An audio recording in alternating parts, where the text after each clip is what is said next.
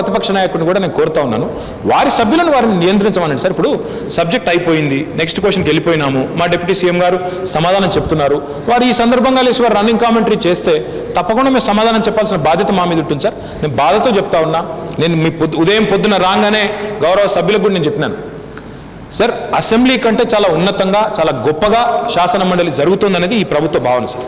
ఈరోజు ఇక్కడ 6-7 మంత్రులు ఇక్కడ మీతో కూర్చొని ఉన్నారు సార్. గతంలో మీకు తెలుసు సార్, ఇదే శాసన మండలిలో మంత్రులు రాకపోతే కొన్ని సందర్భాల్లో వాయిదాలు వేసుకొని మరి ఈ మండలిని స్టాల్ చేసిన పరిస్థితి కూడా ఉంది సార్. కానీ ఈ ప్రభుత్వం మండలికి ఇచ్చే గౌరవం సార్. మేము పెద్దలందరికీ నేను విజ్ఞప్తి చేస్తా ఉన్నా, నేను ఏమైనా మాట్లాడిన దానిలో తప్పుగా మీరు కనుక భావించినట్టయితే డెఫినెట్గా I'm willing to withdraw.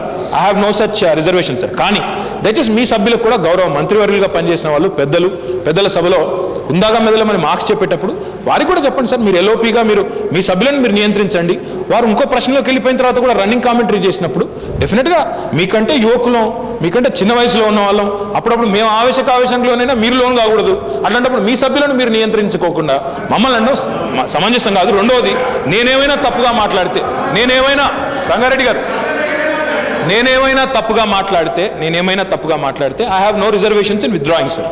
I humbly appeal to the chair to look at the record. If I have said something wrong, please expunge it, sir. I have no reservation.